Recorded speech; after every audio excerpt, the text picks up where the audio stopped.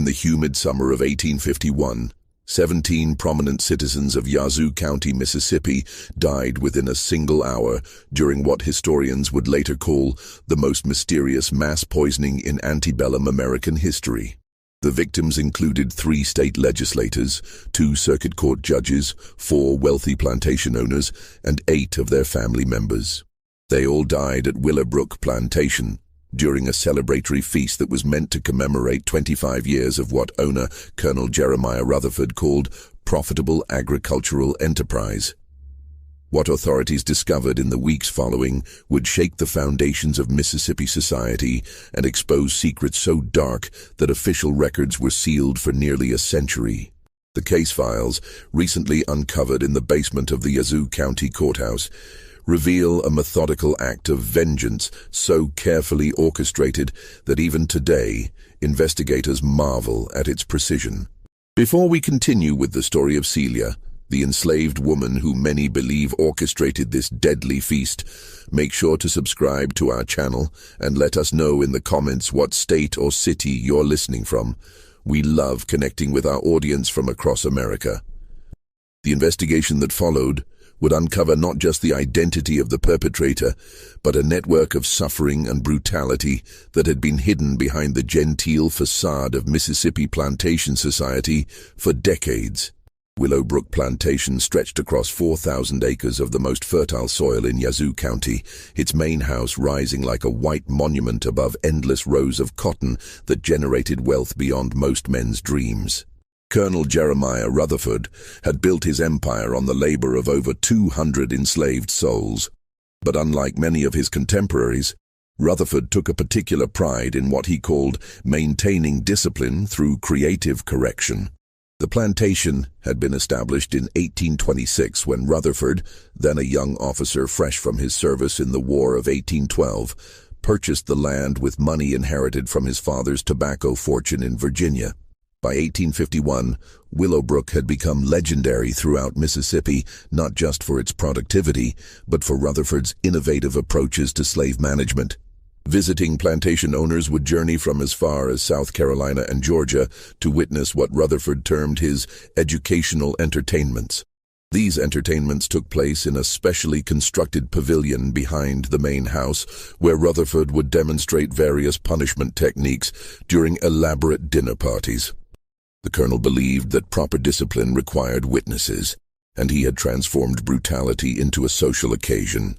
His dinner guests, judges, politicians, fellow planters, and their wives, would feast on elaborate meals while watching carefully orchestrated displays of violence that Rutherford claimed served both as punishment for transgressions and education for other enslaved workers who were forced to watch. The woman responsible for preparing these macabre feasts was Celia, whose full name appears in plantation records only as Celia Cook, aged approximately 35 years, property of J. Rutherford.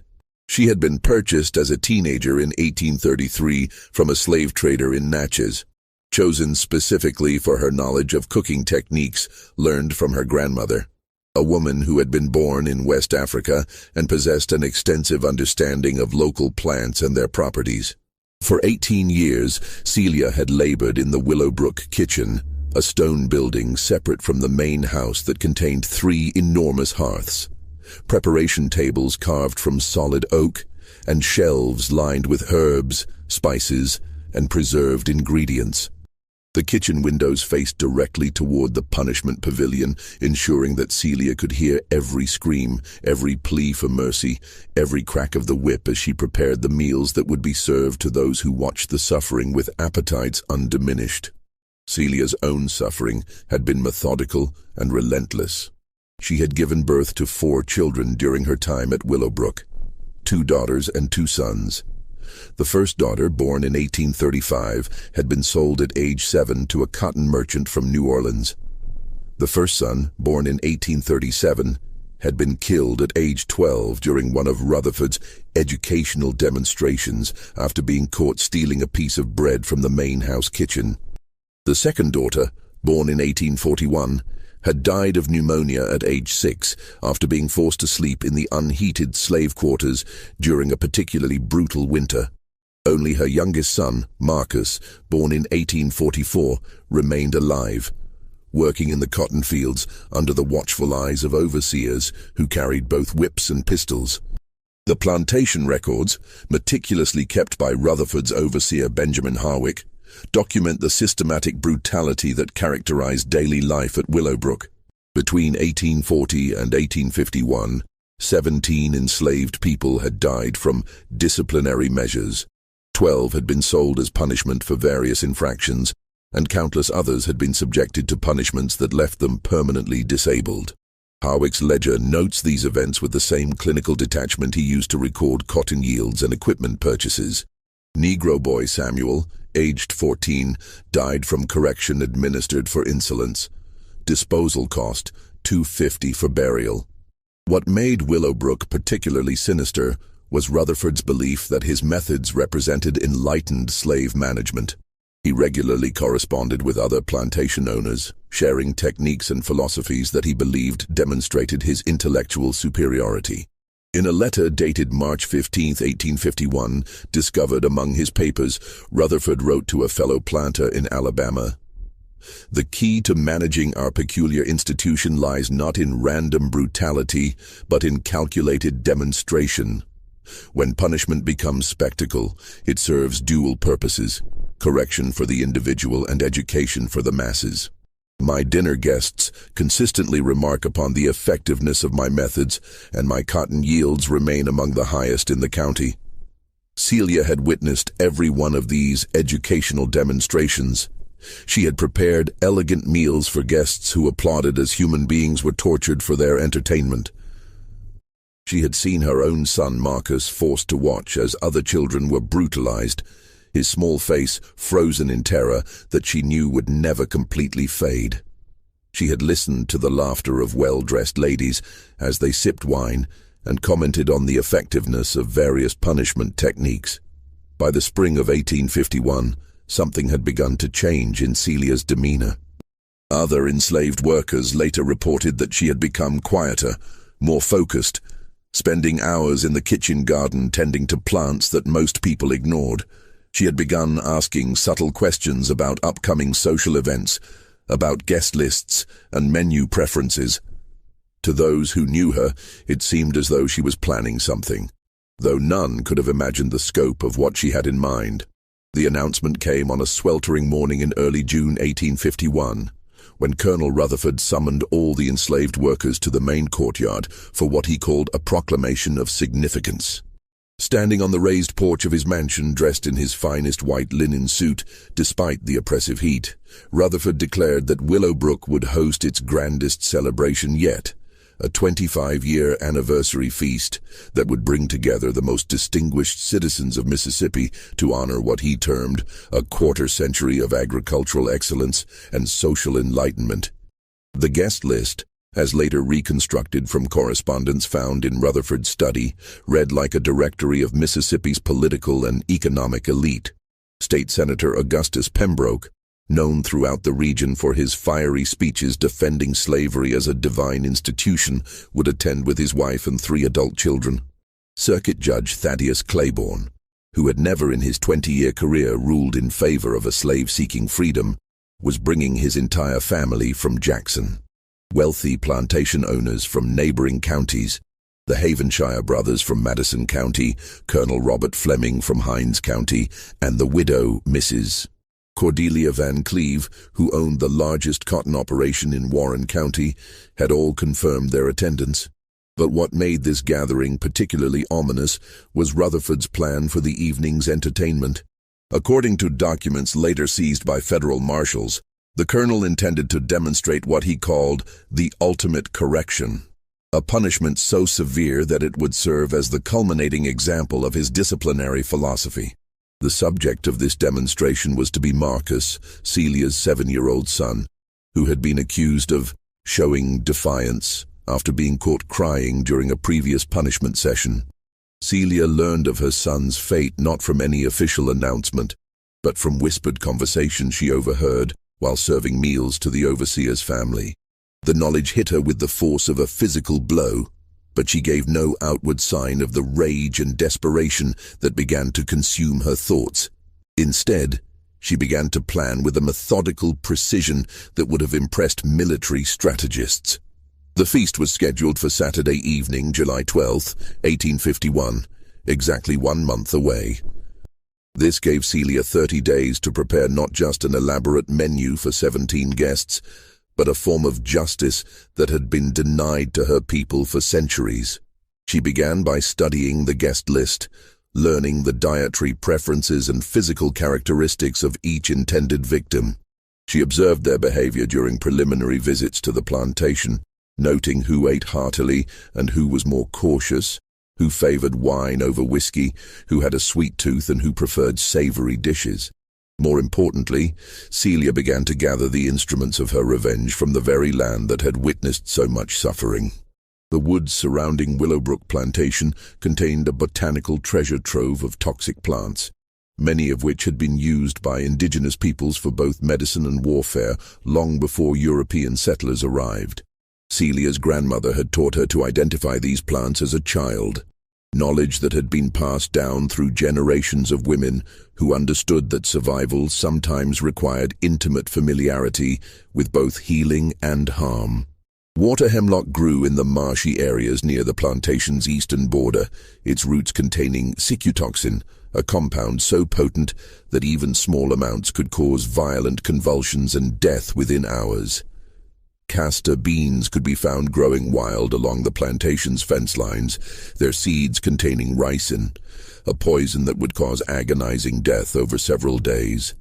The beautiful oleander bushes that Mrs. Rutherford had planted around the main house for decoration contained cardiac glycosides that could stop a heart with startling efficiency. But Celia's most valuable discovery was a grove of pokeweed growing in a secluded ravine about a mile from the slave quarters. The plant's roots, when properly prepared, contained saponins that could be processed into a virtually tasteless powder that would cause severe internal bleeding. Her grandmother had told her stories of how enslaved women in the Caribbean had used similar plants to poison cruel masters, though always at the cost of their own lives when the inevitable investigations followed. As the days passed, Celia began to make subtle changes to her daily routine. She rose before dawn to gather plants, carefully harvesting roots, berries, and leaves during the pre-dawn hours when other workers were still asleep. She dried these materials in a hidden corner of the kitchen's root cellar, processing them with techniques her grandmother had taught her decades earlier. The work was dangerous.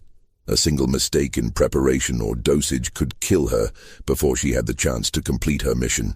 Meanwhile, the plantation buzzed with preparations for the anniversary celebration. Rutherford had ordered new uniforms for the house servants, fresh paint for the main house, and elaborate decorations for the dining room. He hired a string quartet from Jackson to provide musical entertainment and commissioned a local silversmith to create commemorative goblets for each guest. The irony was not lost on Celia that her master was investing enormous effort and expense in what would become his own funeral feast. The most challenging aspect of Celia's plan was timing. Different poisons worked at different rates, and she needed to ensure that the effects would begin during the meal itself, when all the guests would be present and unable to escape or seek help. Too fast, and suspicion would fall immediately on the food and potentially on her. Too slow, and some guests might leave before the poison took effect, surviving to identify her as the likely perpetrator.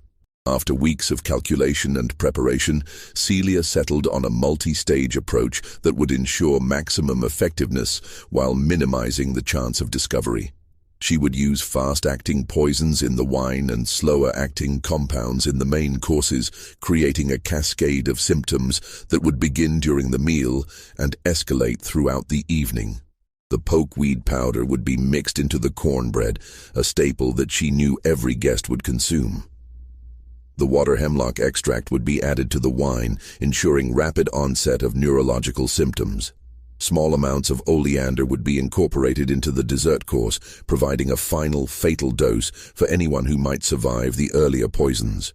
As July 12th approached, Celia maintained her usual demeanor, showing no signs of the methodical preparation that occupied every moment of her waking hours.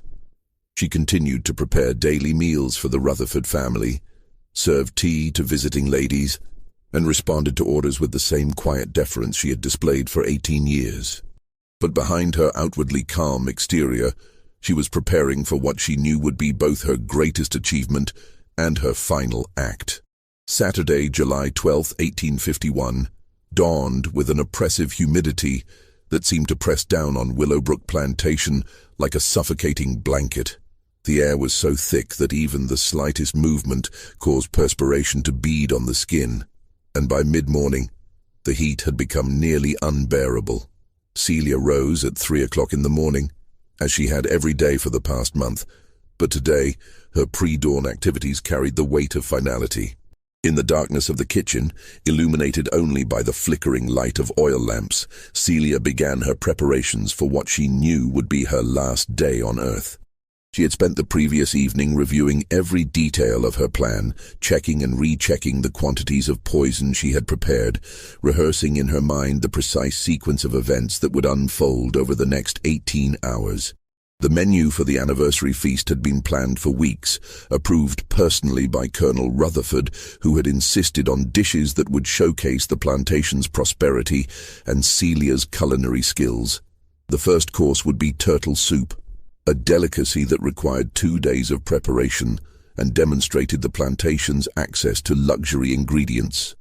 This would be followed by roasted duck with wild rice dressing, venison steaks with bourbon glaze, fried catfish with cornmeal crust, and an array of side dishes including butter beans, sweet potatoes, cornbread, and pickled vegetables. The meal would conclude with peach cobbler and syllabub, accompanied by imported wines and locally distilled whiskey. Each dish presented unique opportunities for the introduction of poison. The turtle soup's complex flavor profile would mask the slight bitterness of pokeweed extract. The bourbon glaze could conceal the earthiness of water hemlock root powder. The sweet desserts would disguise any residual taste from the oleander preparation. Celia had tested these combinations over the past weeks, using tiny amounts on herself to ensure that the flavors remained true while the toxic compounds retained their potency. As the sun rose, other kitchen staff arrived to assist with the massive undertaking of preparing a feast for 17 guests, plus the Rutherford family. None of them suspected that they were participating in the most elaborate murder plot in Mississippi history. Celia directed their activities with calm efficiency, assigning tasks that would keep them occupied with preparations that required no access to the ingredients she had already modified. Young Sarah, an 18-year-old house slave who had been assisting in the kitchen for 2 years, was assigned to prepare vegetables and arrange flowers for the dining room. Old Moses, who had worked at Willowbrook since its founding, was tasked with polishing silver and arranging chairs. Maria, a field hand brought in to help with the massive amount of cooking required, was set to work cleaning dishes and maintaining the fires. None of them would be permitted to handle the critical dishes that Celia had reserved for herself. By mid-morning, the first guests began arriving. Senator Pembroke and his family came in an elegant carriage pulled by 4 matched bay horses, their arrival announced by the musical chiming of silver bells attached to the harness. Judge Claiborne arrived shortly thereafter, traveling with his wife and their 3 children in a vehicle that displayed the judicial seal of the Circuit Court of Mississippi. The Havenshire brothers rode together, their conversation audible from the kitchen as they discussed cotton prices and the political implications of growing abolitionist sentiment in the North. Each arrival was accompanied by ceremonial greetings on the front porch, where Colonel Rutherford, dressed in his finest formal wear despite the sweltering heat, welcomed his guests with bourbon toddies and elaborate speeches about friendship, prosperity, and the civilizing influence of proper agricultural management.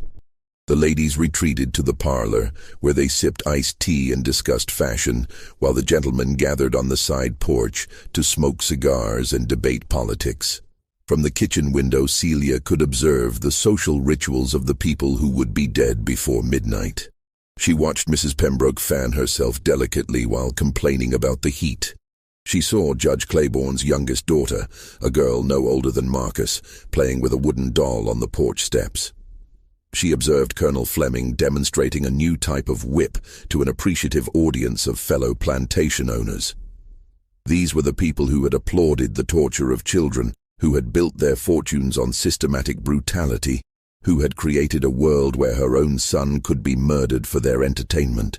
At 2 o'clock in the afternoon, Rutherford announced that the evening's educational demonstration would commence at 6:30, followed by dinner at 7:30. The timing was perfect for Celia's purposes. The demonstration would ensure that all guests were present and in high spirits when the meal began, making them less likely to notice subtle changes in taste or texture that might indicate the presence of foreign substances. The demonstration itself was to take place in the punishment pavilion, where Marcus had been confined since the previous evening. Celia had not been permitted to see her son, but she could hear his crying through the thin walls of the storage building where he was being held. The sound threatened to break her concentration, but she forced herself to focus on the tasks at hand. Her grief and rage would serve no purpose unless they were channeled into the methodical completion of her plan. As the afternoon wore on, Celia began the final preparations. The turtle soup was heating in massive iron pots, its rich aroma filling the kitchen with the scent of herbs and spices that masked the earthy undertones of the pokeweed extract she had stirred in hours earlier. The ducks were roasting in the main oven, their skin beginning to crisp and brown, while the venison steaks waited nearby, already marinated in a bourbon mixture that contained enough water hemlock powder to kill a dozen men. The cornbread was her masterpiece of deception. Golden brown and fragrant, it looked and smelled exactly as it should. But each loaf contained enough processed pokeweed root to cause fatal internal bleeding within 6 hours. Celia had calculated the dosages carefully, ensuring that even guests who ate sparingly would consume lethal amounts when combined with the other poisoned dishes. At 5 o'clock, as the heat of the day reached its peak, Celia sent her assistants to rest and prepare themselves for the evening service. She claimed she needed time alone to complete the more delicate preparations, a request that surprised no one given her reputation for perfectionism. In truth, she needed privacy for the final and most dangerous phase of her plan, the preparation of the wine that would serve as the primary delivery system for the fastest-acting poisons. The wine cellar at Willowbrook contained bottles worth more than most people earned in a year, imported from France and aged in carefully controlled conditions. Rutherford had selected 3 bottles of his finest Bordeaux for the anniversary celebration, wines that he claimed had been purchased from the private collection of a European nobleman. Celia had studied these bottles for weeks, learning to remove and replace their corks without leaving any trace of tampering. Working by candlelight in the root cellar beneath the kitchen, Celia carefully opened each bottle and added precise amounts of water hemlock extract to the wine. The extract was virtually colorless and would not affect the wine's appearance, but it would ensure that neurological symptoms would begin within minutes of consumption.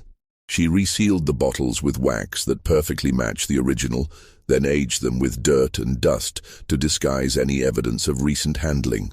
As 6 o'clock approached, the sounds of gathering excitement could be heard from the main house. Guests were moving toward the punishment pavilion, their voices animated with anticipation for the evening's entertainment. Celia could hear Colonel Rutherford explaining the evening's agenda, describing the demonstration that would showcase his disciplinary methods.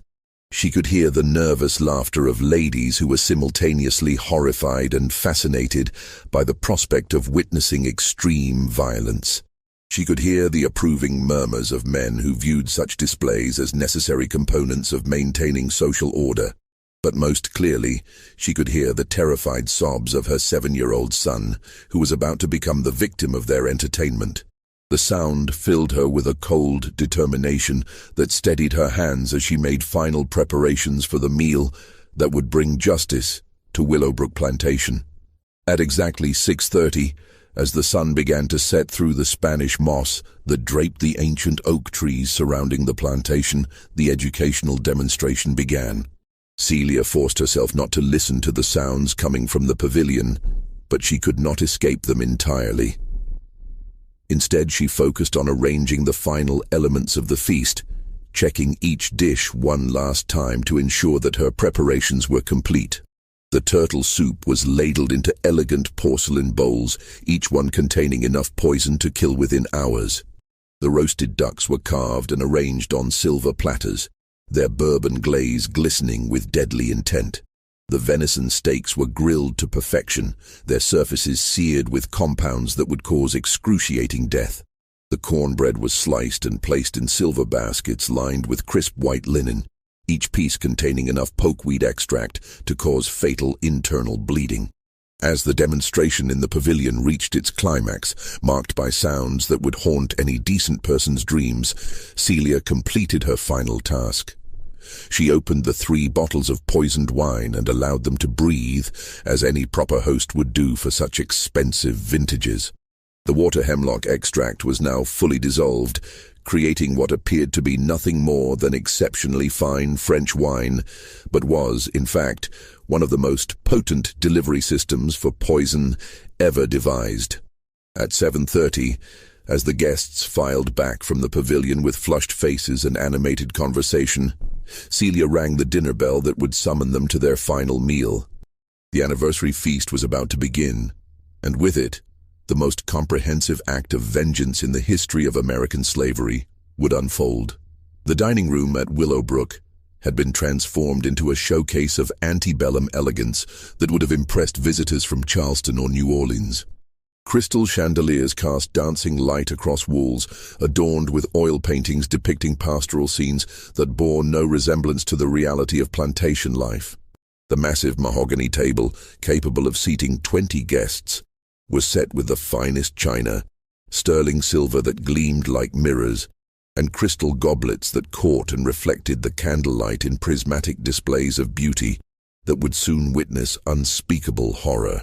Colonel Rutherford took his position at the head of the table, his face still flushed with excitement from the evening's educational demonstration. To his right sat Senator Pembroke, whose political career had been built on passionate defenses of slavery as a divinely ordained institution. Judge Claiborne occupied the seat to Rutherford's left, his judicial robes replaced by formal evening wear, but his expression retaining the cold calculation that had characterized his years of legal decisions that systematically deprived enslaved people of any hope of freedom. The remaining guests arranged themselves according to the complex social hierarchies that governed Mississippi's planter class. The Havenshire brothers, whose adjacent plantations controlled over 6,000 acres of prime cotton land, sat together near the center of the table. Their conversation focused on recent slave purchases and projected profits from the current crop. Mrs.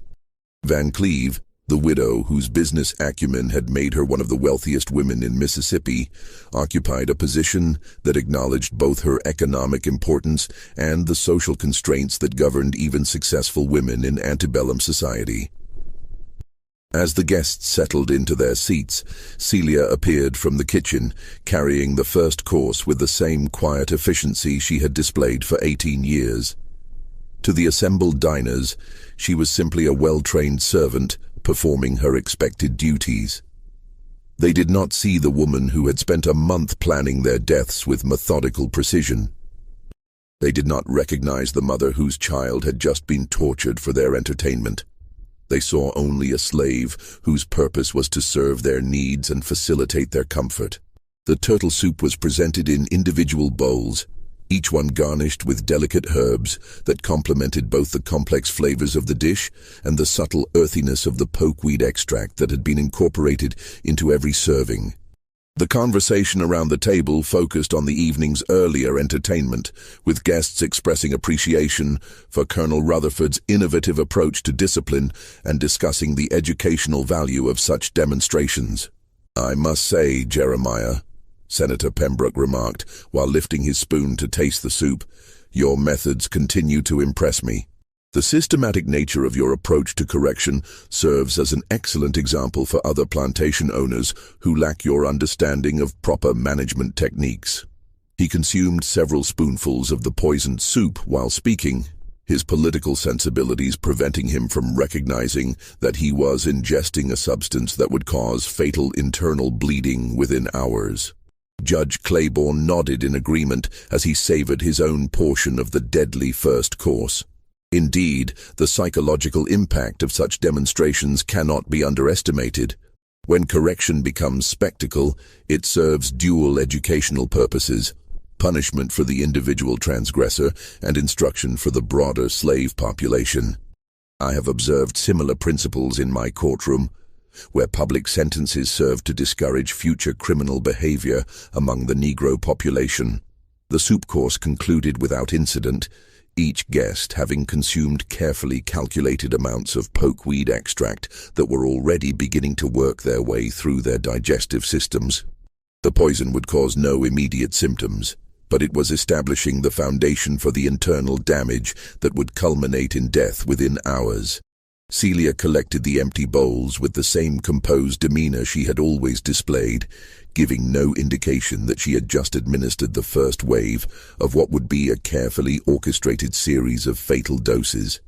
The second course consisted of the roasted ducks, carved into elegant portions and presented on silver platters, alongside wild rice dressing that had been prepared with bacon fat rendered from hogs that had been fed, a diet supplemented with acorns gathered from oak trees growing in soil that had absorbed decades of blood from Willowbrook's punishment grounds. The irony of this culinary connection between the land's history of violence and the present meal was lost on the guests, who focused their attention on praising the quality of the preparation. But it was the bourbon glaze on the duck that carried the evening's most immediately dangerous component. Each serving contained enough water hemlock extract to cause severe neurological symptoms within 30 to 45 minutes of consumption. The extract had been processed into a form that retained full potency while integrating seamlessly with the sweet and smoky flavors of the glaze, creating what appeared to be nothing more than an exceptionally well-prepared dish, but was, in fact, a precisely measured dose of one of nature's most effective neurotoxins. As the guests consumed the second course, their conversation turned to broader political topics that revealed the intellectual framework they used to justify the systematic brutality that characterized their way of life. Colonel Fleming, whose plantation in Hinds County had achieved notoriety for its use of innovative punishment techniques, expounded on what he termed the scientific basis of racial hierarchy. Recent developments in cranial measurement and physiological observation have provided empirical support for what we have long understood intuitively, he declared while cutting into his portion of poisoned duck. The Negro brain is demonstrably smaller than that of the white man, with particular deficiencies in areas associated with moral reasoning and abstract thought. This scientific evidence confirms that our system of plantation management is not merely economically advantageous, but represents the natural order established by divine providence. The women at the table participated in this conversation with enthusiasm that matched that of their male companions. Mrs. Pembroke, the senator's wife, contributed observations based on her own experience managing household slaves. I have noticed that Negroes require constant supervision and frequent correction to maintain even basic standards of behavior, she noted while consuming her portion of the deadly second course. Left to their own devices, they revert immediately to laziness and insubordination. The demonstrations we witnessed this evening serve a crucial role in maintaining the discipline necessary for a properly functioning household. Meanwhile, Celia moved through the dining room with practiced invisibility, refilling water glasses and ensuring that each guest's needs were anticipated and met before they could be expressed. Her movements were economical and efficient, designed to attract no attention that might interfere with her guests' consumption of the carefully prepared poison. She observed their faces as they ate, noting the pleasure they derived from food that was killing them with every bite, listening to their casual discussions of torture and brutality as though such topics were appropriate dinner conversation. The third course introduced the venison steaks, each one grilled to the precise level of doneness preferred by individual guests and glazed with a bourbon reduction that contained additional water hemlock extract, calculated to supplement the doses administered in the previous course. The meat itself had been marinated for 24 hours in a mixture that included herbs and spices, chosen both for their culinary properties and their ability to mask any residual taste from the toxic compounds that had been incorporated throughout the preparation process. By this point in the meal, approximately 45 minutes had elapsed since the first consumption of water hemlock extract, and the fastest-acting components of Celia's carefully orchestrated plan were beginning to take effect. The initial symptoms were subtle: a slight dizziness that might be attributed to wine consumption, a mild tingling in the extremities that could be dismissed as the result of sitting in one position for an extended period, a barely perceptible alteration in vision that might be explained by the flickering candlelight. Senator Pembroke was the first to experience noticeable symptoms. While discussing his upcoming re-election campaign, he paused mid-sentence and pressed his fingertips to his temples as though experiencing a sudden headache. "I believe this heat may be affecting me more than I realized," he commented, though the dining room was actually quite comfortable, thanks to the cross-ventilation created by strategically opened windows and the cooling effect of evening temperatures. Judge Claiborne noticed his own symptoms a few minutes later when he reached for his wine glass and found that his hand was trembling slightly. He attributed this to fatigue from the day's travel and excitement, but the tremor was actually the first sign of neurological disruption caused by the cytotoxin that was beginning to interfere with his nervous system's normal functioning. The wine service began as these subtle symptoms were developing, providing Celia with the opportunity to introduce the most rapidly fatal component of her plan. The 3 bottles of poisoned Bordeaux were presented with appropriate ceremony, the wine poured into crystal goblets that had been polished to perfection for the anniversary celebration. Colonel Rutherford proposed a toast to 25 years of prosperity and enlightenment, and the guests raised their glasses in a gesture that would prove to be their final collective action. The wine was exceptional in every respect except one. Each glass contained enough water hemlock extract to cause death within 60 minutes of consumption. The poison had been processed into a form that was completely tasteless and colorless, integrating perfectly with the wine's natural characteristics while delivering a dose calculated to ensure that no guest would survive long enough to identify the source of their symptoms or summon medical assistance. As the guests savored what they believed to be rare and expensive wine, but was actually their death warrant served in crystal, their conversation continued to focus on topics that revealed the moral framework they used to justify their participation in systematic human suffering. Mrs. Van Cleve, whose business success had made her a prominent figure in Mississippi society, shared her perspective on the economic benefits of what she termed proper labor management. The profitability of cotton cultivation depends entirely upon maintaining appropriate discipline among the workforce, she observed while consuming her fatal dose of poisoned wine. Sentimental approaches to slave management invariably result in decreased productivity and increased insubordination. The methods demonstrated this evening represent a scientific approach to labor relations that maximizes both economic returns and social stability. Just when we thought we'd seen it all, the horror in Willowbrook intensifies. If this story is giving you chills, share this video with a friend who loves dark mysteries, hit that like button to support our content, and don't forget to subscribe to never miss stories like this. Let's discover together what happens next in this deadly feast of vengeance. By 9 o'clock in the evening, the combined effects of multiple poisons were beginning to manifest in ways that could no longer be dismissed as minor discomfort or attributed to environmental factors. The water hemlock extract from both the duck glaze and the wine was causing increasingly severe neurological symptoms, while the pokeweed compounds from the soup and cornbread were initiating the internal bleeding that would prove fatal even if the other poisons had not been administered. Senator Pembroke was experiencing significant difficulty maintaining his composure during conversation. His speech had become slightly slurred, a symptom he attempted to conceal by speaking more slowly and deliberately, but which was actually indicative of the cytotoxin's interference with his nervous system's ability to coordinate muscle movements. The tremor in his hands had become pronounced enough that he had difficulty lifting his wineglass without spilling its contents, and he was experiencing episodes of double vision that made it challenging to focus on other guests' faces. Judge Claiborne's symptoms had progressed to include severe abdominal cramping that he initially attributed to overeating, but which was actually the result of pokeweed saponins causing extensive damage to his digestive tract. The internal bleeding had begun, though it would not become externally visible for several more hours. He was also experiencing the confusion and disorientation characteristic of water hemlock poisoning, finding it difficult to follow the threads of conversation and occasionally losing track of his location and circumstances.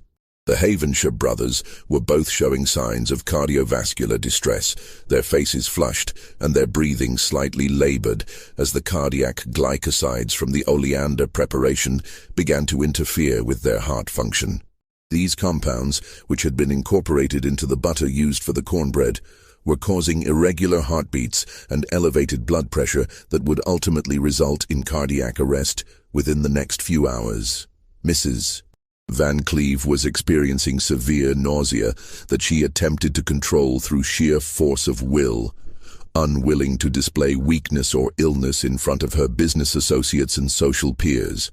The pokeweed extract was causing extensive damage to her stomach lining, while the water hemlock was beginning to affect her ability to process sensory information correctly.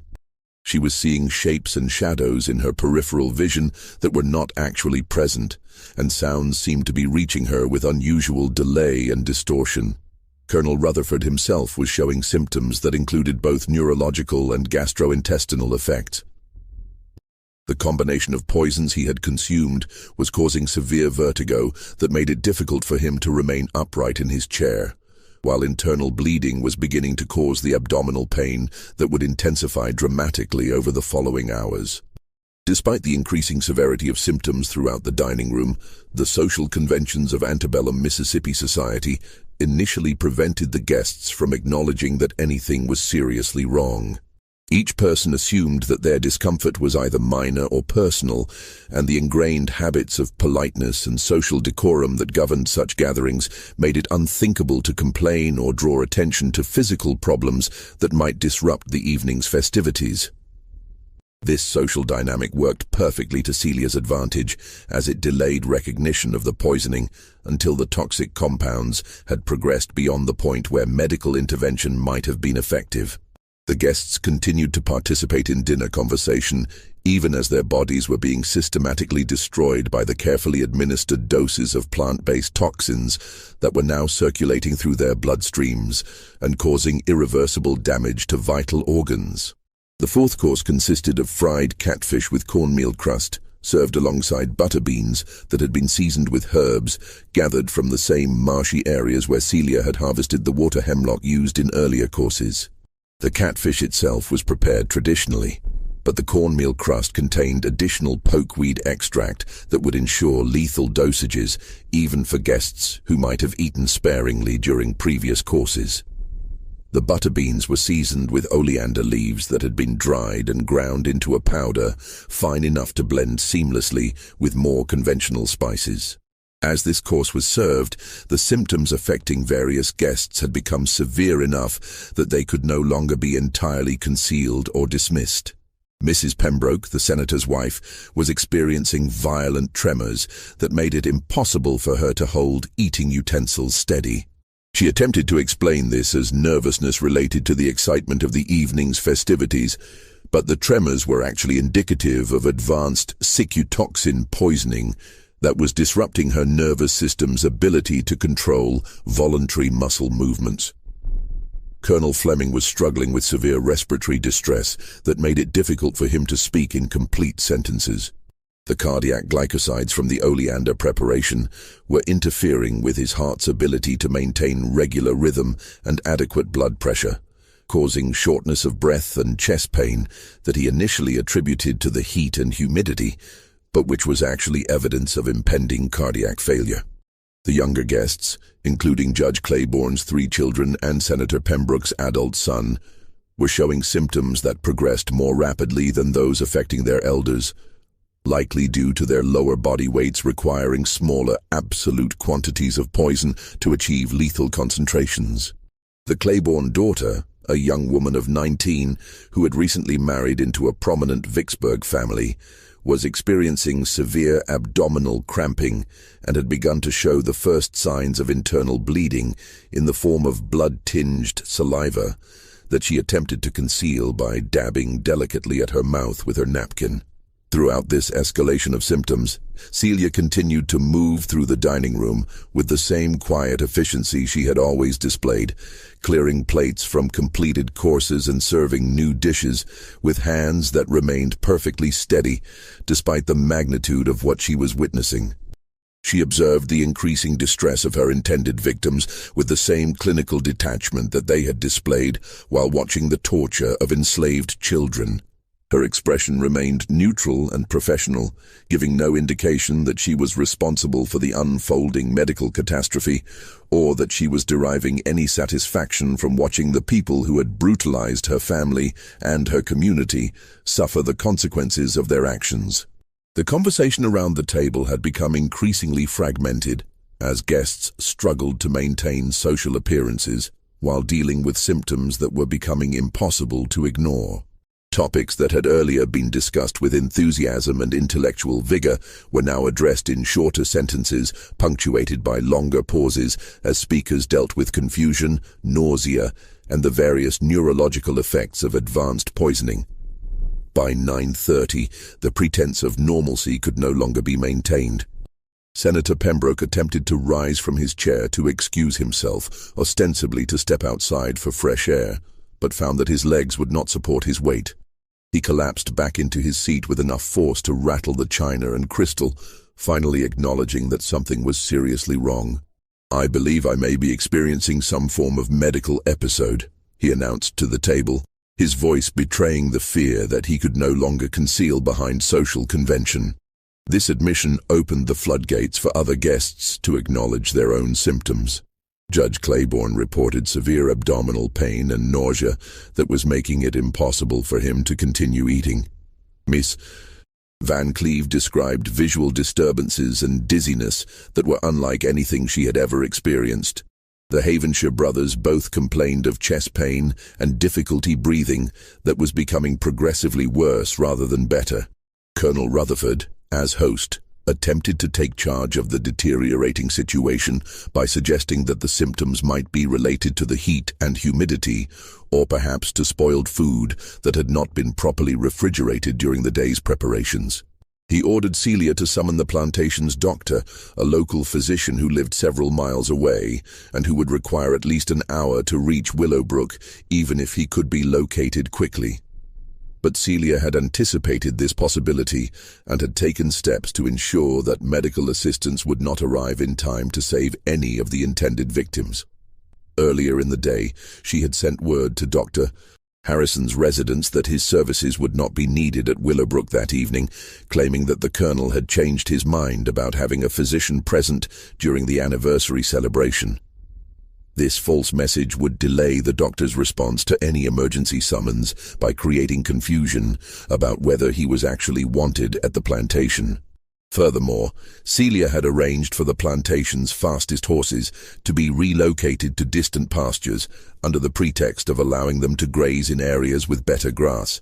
This would slow any attempt to send riders for help, adding crucial minutes to response times that were already measured in hours rather than minutes due to the rural location of Willowbrook and the limited medical resources available in Yazoo County during the 1850s.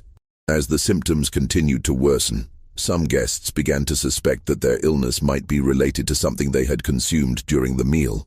Mrs. Van Cleve, whose business acumen included a sharp analytical mind, was the first to voice this suspicion directly. "I believe we may have been poisoned," she announced with the clarity that comes from facing imminent death. "These symptoms are too severe and too consistent across our entire party to be explained by heat exhaustion or spoiled food." This accusation created immediate suspicion of Celia, who was the only person present who had had access to all the food and beverages consumed during the evening. Colonel Rutherford, despite his own severe symptoms, attempted to question her about the preparation of the meal, but found that his mental faculties were too compromised by CQ toxin poisoning to conduct a coherent interrogation. Celia's response to these suspicions was to maintain her posture of innocent confusion, while subtly directing attention toward other possible explanations for the medical emergency.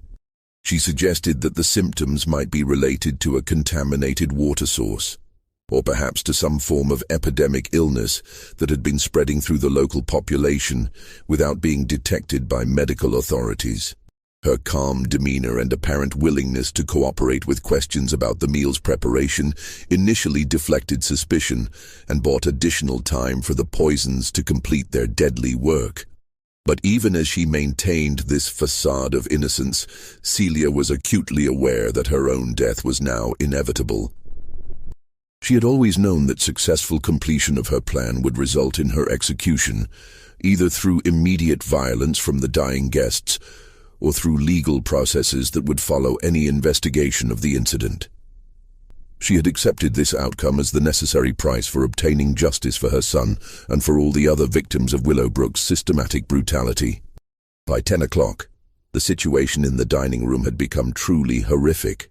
Multiple guests were experiencing violent convulsions as the CQ toxin reached maximum concentration in their nervous systems. Others were vomiting blood as internal bleeding caused by pokeweed saponins reached critical levels.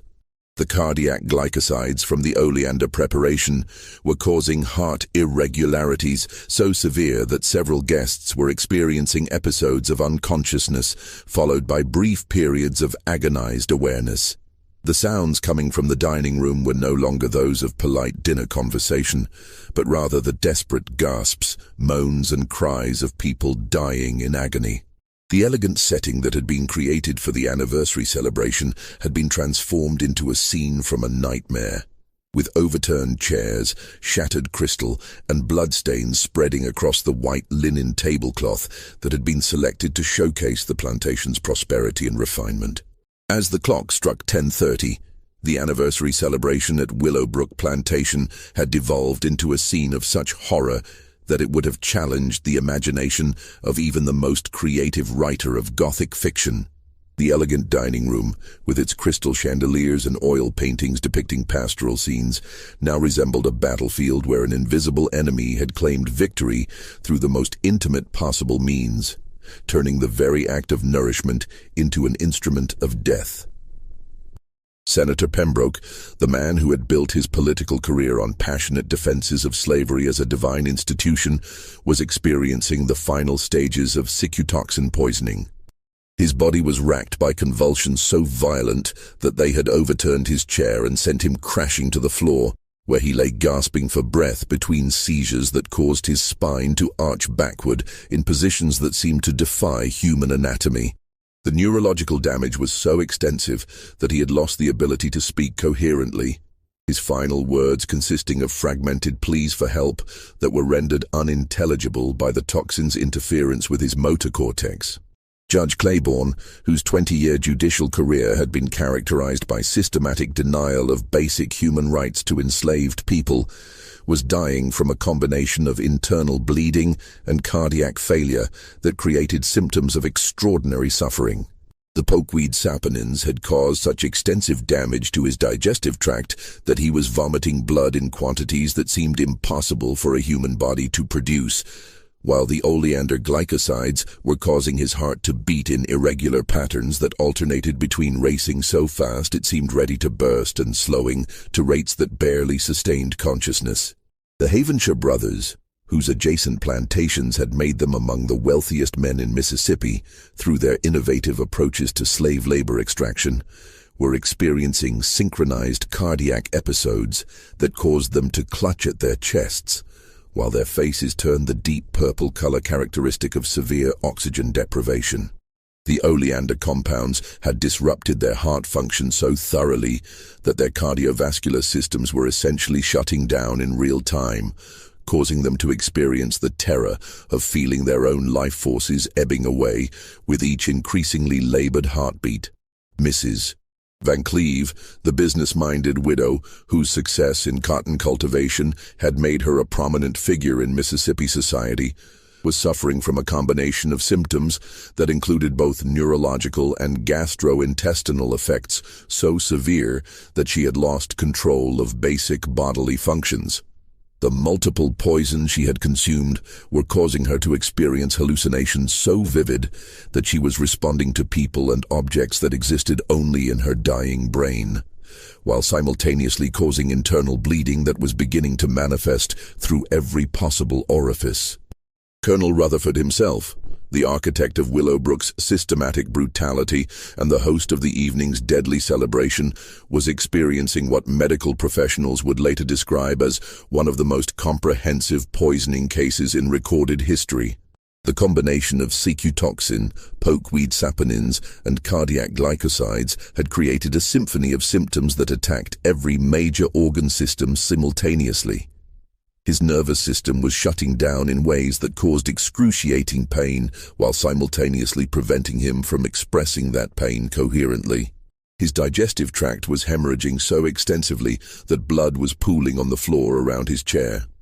His heart was struggling to maintain circulation through a body that was essentially destroying itself from the inside out. The younger guests, including the children and young adults who had accompanied their parents to witness what they believed would be educational entertainment, were experiencing deaths that were, if anything, more horrific than those of their elders. Their lower body weights meant that the carefully calculated doses of poison achieved lethal concentrations more quickly, but their relative health and physical vigor meant that their bodies fought the toxic compounds longer and more desperately than those of older victims. Throughout this unprecedented medical catastrophe, Celia moved through the dining room with the same quiet efficiency she had always displayed, though her role had now shifted from serving additional courses to providing what comfort she could to people who were beyond any possible medical intervention. She offered water to guests who were still conscious enough to drink, arranged pillows for those who had collapsed, and cleaned blood from faces and hands with the same gentle care she had once provided to her own children. Her demeanor remained calm and professional, even as she witnessed scenes that would have traumatized hardened battlefield surgeons. She had spent 18 years watching these same people derive entertainment from the systematic torture of enslaved children, and her capacity for sympathy had been exhausted long before she began planning their deaths. What she felt as she watched them die was not satisfaction or revenge, but rather a cold sense of justice finally being served after decades of delayed reckoning. The irony of the situation was not lost on her. She was providing more compassionate care to her dying victims than they had ever provided to the hundreds of enslaved people who had suffered and died under their authority. Even in their final moments, when they were experiencing terror and agony beyond description, she treated them with more humanity than they had ever shown to people they considered their property. By 11 o'clock, the first deaths had occurred. Mrs. Pembroke, the senator's wife who had earlier explained the necessity of constant supervision and frequent correction for household slaves, succumbed to a combination of cardiac failure and respiratory paralysis that ended her suffering with what appeared to be a moment of profound recognition of her own mortality. Her final expression suggested that she understood, in those last conscious seconds, that her death was connected to the systematic cruelties she had supported and enabled throughout her adult life. Judge Claiborne's youngest son, a boy of 16 who had been brought to the celebration as part of his education in the responsibilities of plantation management, died from secutoxin poisoning that caused convulsions so violent they resulted in multiple bone fractures. His death was particularly horrific because his youth and physical condition enabled him to remain conscious longer than older victims, allowing him to experience the full progression of symptoms from initial neurological disruption through complete system failure. The deaths continued at intervals throughout the next hour, each one representing not just the end of an individual life, but the culmination of decades of moral choices that had prioritized economic profit over basic human decency. Senator Pembroke died while attempting to crawl toward the door, his political career ending in a puddle of his own blood as the pokeweed saponins completed their destruction of his internal organs. Colonel Fleming's death was marked by a final seizure so violent that it shattered the crystal wine glass he had been clutching, the broken shards cutting his hands as he experienced the neurological shutdown that ended his participation in a system that had brutalized thousands of human beings. As midnight approached, only 3 guests remained alive, though none were conscious enough to be aware of their surroundings or the fate that had befallen their companions. The dining room that had been set for 17 guests plus the Rutherford family now contained 14 corpses and 3 dying individuals whose deaths were delayed only by the random variations in metabolism and body weight that determined how quickly the various poisons achieved lethal concentrations.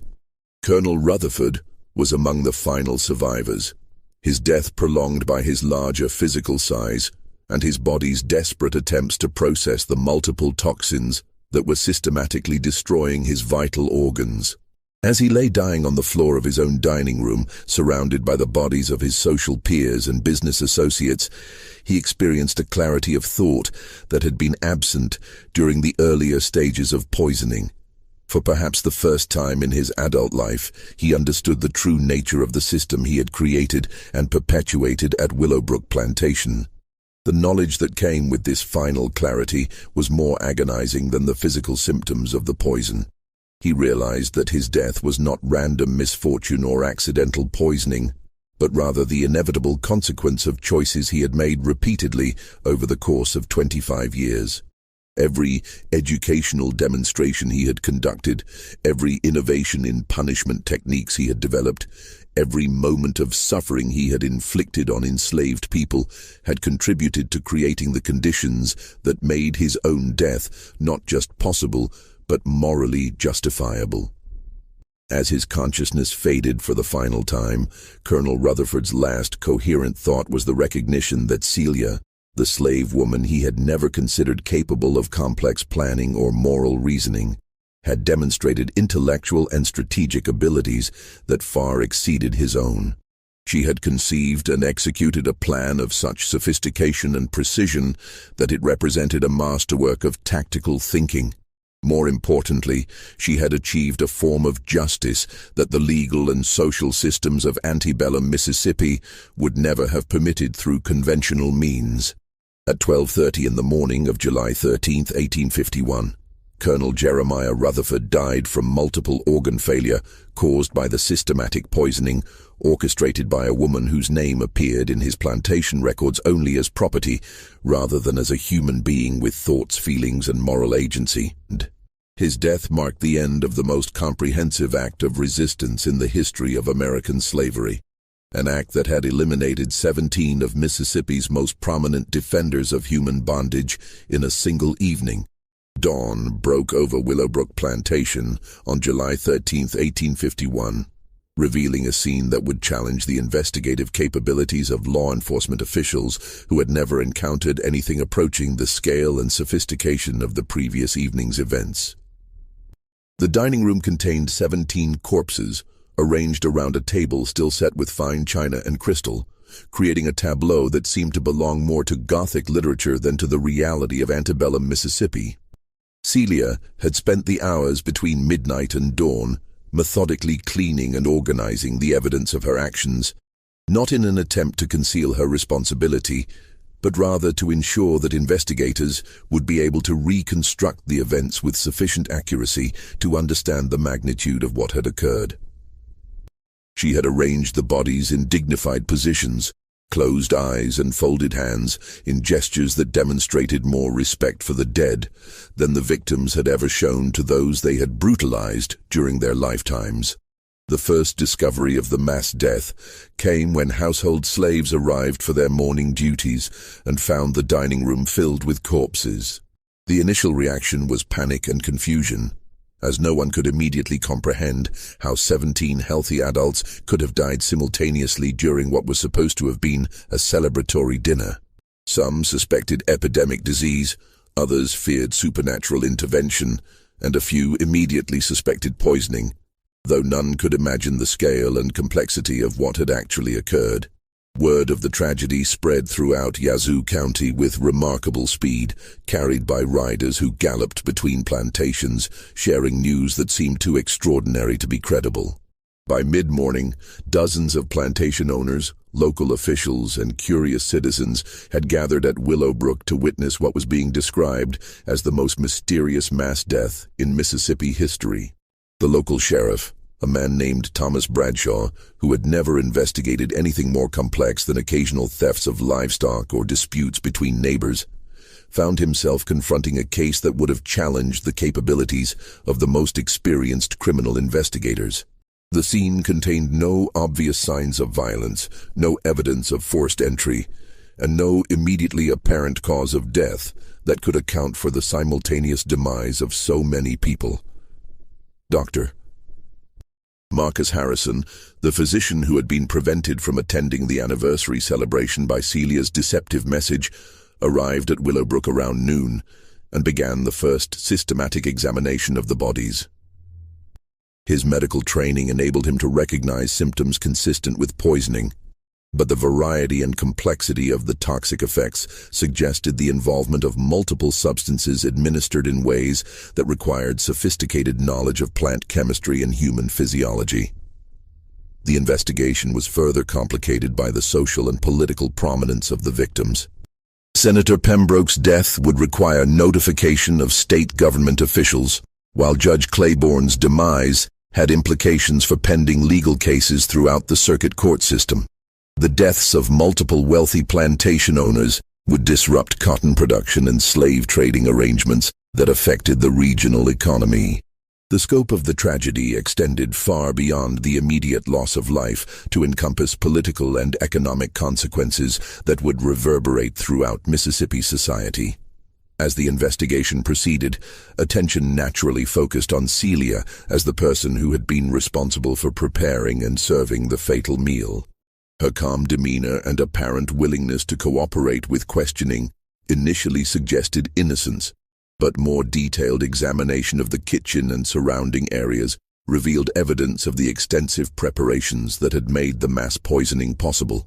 Investigators discovered dried plant materials in hidden corners of the root cellar, along with improvised processing equipment that had been used to extract and concentrate toxic compounds. They found detailed notes, written in a careful hand, that demonstrated literacy skills few people had suspected Celia possessed, describing the properties of various poisonous plants and calculating dosages required to achieve lethal effects in human subjects of different weights and physical conditions. Most damning was the discovery of a journal that Celia had maintained throughout the month preceding the anniversary celebration, documenting not only her preparation of the poisons, but also her psychological state and moral reasoning as she planned the systematic murder of 17 people. The entries revealed a level of intellectual sophistication and moral complexity that challenged the racial stereotypes that formed the foundation of antebellum Mississippi society. The journal entries described her observations of the guests' behavior during previous social gatherings, her analysis of their dietary preferences and physical characteristics, and her calculations of the amounts of various poisons required to ensure death, while minimizing the possibility of survival or recovery. But they also contained extended reflections on the moral justification for her actions, demonstrating an ethical framework that was more sophisticated than the crude rationalizations used by her victims to justify slavery. In one particularly revealing entry, dated June 20th, 1851, Celia had written, "They believe we are animals incapable of moral reasoning. Yet their own behavior demonstrates a level of cruelty that no animal species would inflict upon its own kind. They claim divine authority for their actions, yet they violate every principle of mercy and compassion that forms the foundation of Christian teaching. If I am damned for what I plan to do, then surely they are damned for what they have already done. The only difference is that my actions will bring an end to suffering, while theirs perpetuate it indefinitely." Another entry, dated July 8, 1851, revealed the depth of her understanding of the broader implications of her plan. "I know that my death will follow quickly upon theirs. But I also know that 17 fewer defenders of slavery will remain to perpetuate this system of brutality. Each of these men and women has influence that extends far beyond their own plantations. Their deaths will create opportunities for people with different moral perspectives to assume positions of authority. I cannot know whether those who replace them will be better, but I know they cannot be worse. The discovery of these writings created profound discomfort among the white residents of Yazoo County, as they demonstrated intellectual and moral capabilities that contradicted fundamental assumptions about racial characteristics that justified the entire system of slavery. The idea that an enslaved woman could conceive and execute a plan of such sophistication while simultaneously engaging in complex moral reasoning about the ethics of her actions challenged beliefs that were essential to maintaining white supremacy. As news of the investigation's findings spread throughout Mississippi and beyond, reactions varied dramatically depending on the political and moral perspectives of those who learned about the case. Slavery advocates denounced Celia as a monster whose actions demonstrated the inherent dangers of allowing enslaved people to develop intellectual capabilities beyond those required for manual labor. They argued that the case proved the necessity of stricter controls on slave education and more severe punishments for any signs of insubordination. Abolitionists, meanwhile, saw the Willowbrook massacre as a tragic but understandable response to the systematic brutalities of slavery. They pointed to the extensive documentation of torture and murder that had characterized life at the plantation as evidence that Celia's actions, while extreme, represented a form of justified resistance to intolerable oppression.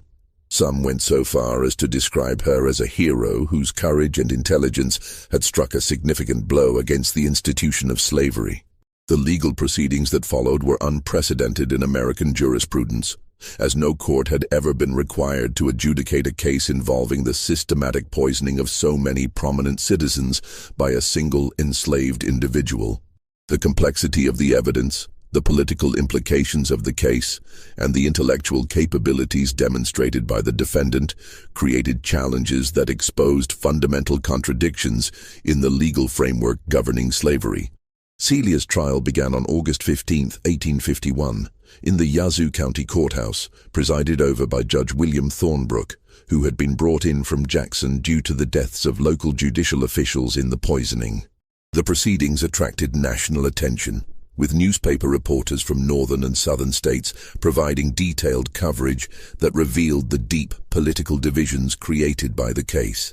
The prosecution, led by District Attorney Robert Hawkins, faced the unusual challenge of proving that someone legally classified as property could be held criminally responsible for actions that demonstrated sophisticated planning and moral reasoning. The defense strategy, developed by a team of lawyers who had volunteered their services without compensation, centered on arguments that Celia's actions represented justified resistance to systematic torture and murder that had been sanctioned by local authorities for decades. The trial testimony included detailed descriptions of the educational demonstrations that had been conducted at Willowbrook, with witnesses describing scenes of brutality so extreme that several jurors became visibly ill during the proceedings.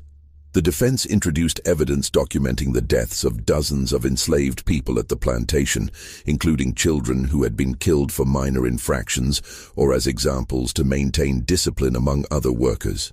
Perhaps the most dramatic moment of the trial came when Celia herself testified, speaking with an eloquence and intellectual sophistication that astounded courtroom observers who had never heard an enslaved person engage in complex verbal reasoning. Her testimony included detailed explanations of her planning process, her moral justifications for the murders, and her understanding of the broader implications of her actions for the institution of slavery. "I knew that my actions would result in my own death," she testified, her voice remaining steady despite the certainty of her fate. "But I also knew that the deaths of these 17 people would prevent the torture and murder of hundreds of others who would have suffered under their authority in years to come. They created a system that treated human beings as animals, yet their own behavior was more brutal than that of any animal species. I chose to end that brutality in the most efficient way possible, and I accept the consequences of that choice. The jury deliberated for less than 2 hours before returning a verdict of guilty on all counts of murder in the first degree. The speed of their decision reflected not uncertainty about Celia's responsibility for the deaths, which had been clearly established through overwhelming evidence, but rather their discomfort with the implications of her testimony and the moral complexities raised by the case. Judge Thornbrook sentenced Celia to death by hanging, a judgment that was carried out on September 3, 1851, in the public square of Yazoo City. The execution attracted thousands of spectators, including many who had traveled from distant states to witness the conclusion of what newspapers had described as the most extraordinary criminal case in American history. Celia's final statement, delivered from the gallows with the same calm dignity she had maintained throughout the trial, became one of the most widely quoted speeches in the abolitionist movement. I die, knowing that I have struck a blow for justice that will echo through history. The 17 people I killed devoted their lives to the systematic brutalization of human beings who had committed no crime other than being born with dark skin. Their deaths have ended decades of suffering and will prevent decades more. If there is justice in heaven, then God will judge between their actions and mine, and I am content to accept that judgment.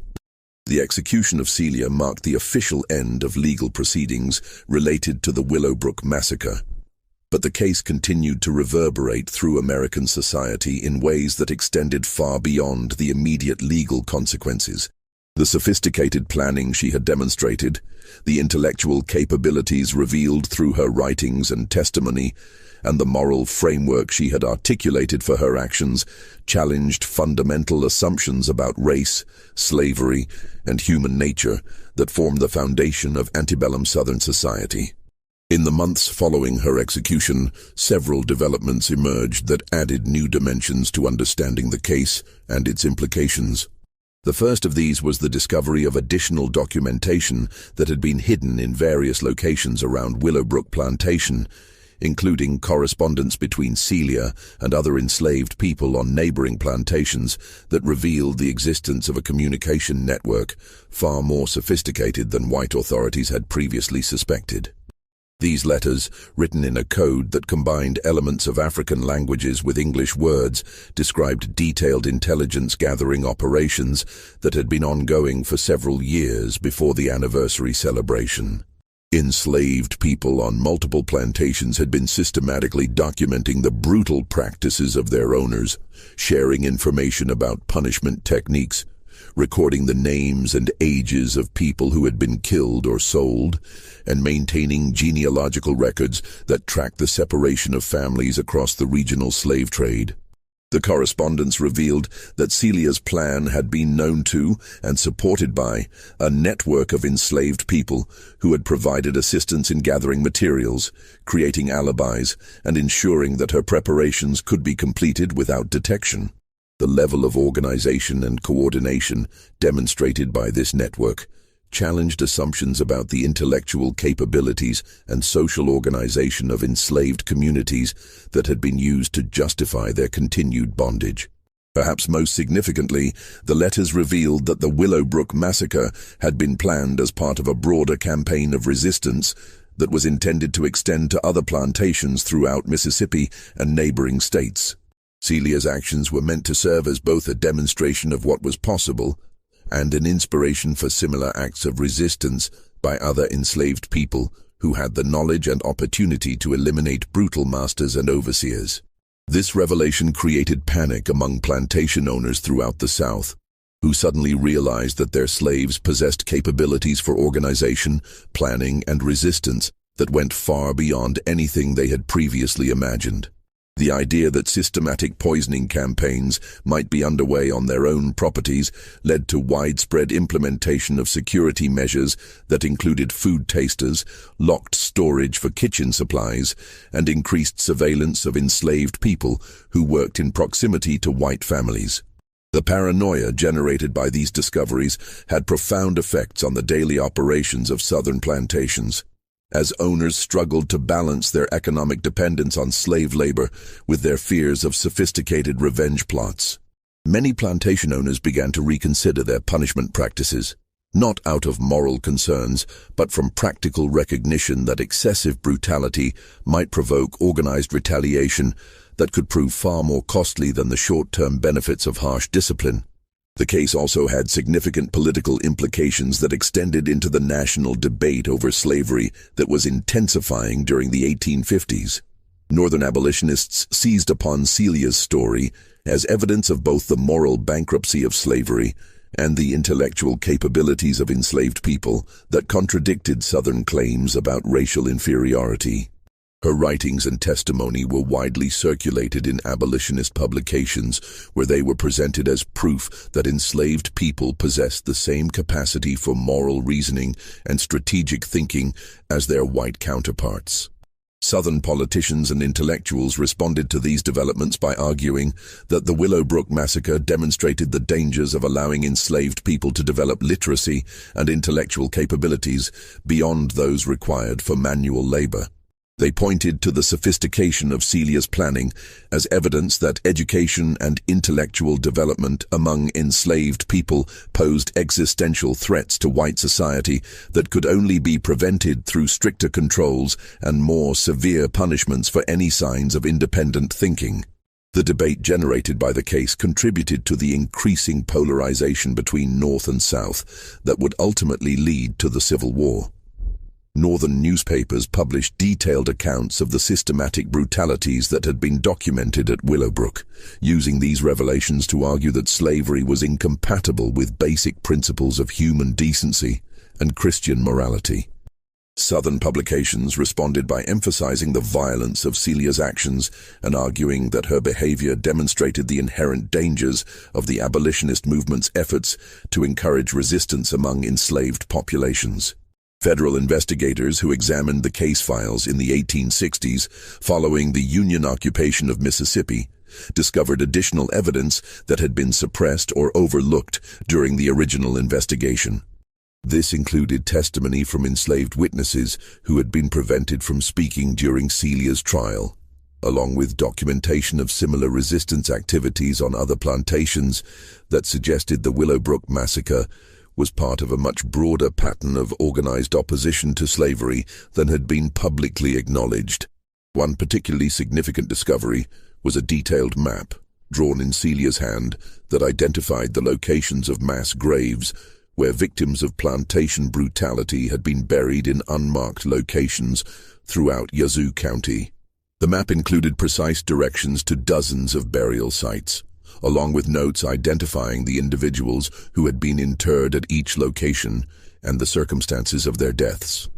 Archaeological investigations conducted during the Reconstruction period confirmed the accuracy of Celia's map, leading to the discovery of remains that provided physical evidence of the systematic violence that had characterized slavery in the region. Forensic examination of the skeletal remains revealed evidence of torture, mutilation, and execution that corroborated the written accounts of brutality that had been documented in Celia's journal and the correspondence found after her death. These discoveries led to posthumous legal proceedings that resulted in the seizure of several plantations whose owners were determined to have engaged in systematic murder of enslaved people. The property was redistributed to freed slaves as part of Reconstruction-era efforts to provide reparations for the victims of slavery, though these programs were largely abandoned following the end of federal occupation in the 1870s. The long-term historical significance of the Willowbrook Massacre extends far beyond its immediate impact on antebellum Mississippi society. Celia's actions demonstrated capabilities for strategic planning, moral reasoning, and organized resistance that challenged fundamental assumptions about race and human nature that had been used to justify slavery. Her writings provided insight into the intellectual and emotional lives of enslaved people that contradicted stereotypes and revealed the depth of suffering caused by systematic brutality. Modern historians who have studied the case recognize it as one of the most sophisticated acts of resistance in American history, comparable in its planning and execution to the most celebrated military campaigns of the Civil War era. The precision with which Celia calculated dosages, timed the administration of multiple poisons, and coordinated the logistical elements of her plan demonstrates intellectual capabilities that would have been impressive in any context, and are particularly remarkable given the educational limitations imposed on enslaved people. The moral framework that Celia articulated for her actions, both in her private writings and in her courtroom testimony, provides valuable insight into the ethical reasoning of people who lived under systematic oppression. Her argument that violence directed against oppressors was morally justified when it served to prevent greater violence against innocent victims reflects sophisticated understanding of moral philosophy that challenges assumptions about the intellectual capabilities of people who had been denied formal education. Perhaps most importantly, the Willowbrook Massacre serves as a reminder that resistance to oppression takes many forms, some of which may not be immediately recognizable as political action. Celia's systematic elimination of 17 prominent defenders of slavery represents one of the most effective acts of resistance in American history, removing from positions of power individuals whose continued influence would have perpetuated systematic brutalization of hundreds or thousands of other human beings. This mystery shows us that even in the darkest periods of American history, individuals found ways to resist oppression and fight for justice, even when such resistance required extraordinary personal sacrifice. Celia's story demonstrates that intellectual capability, moral reasoning, and strategic thinking are human characteristics that cannot be suppressed by legal or social systems that attempt to deny the fundamental humanity of oppressed people. What do you think of this story? Do you believe everything was revealed? The official records were sealed for nearly a century, and some historians argue that additional evidence may still exist in private collections or family archives. Could there have been other participants in the conspiracy who escaped detection? Were there similar resistance networks operating on other plantations throughout the antebellum South that have never been discovered or documented by historians?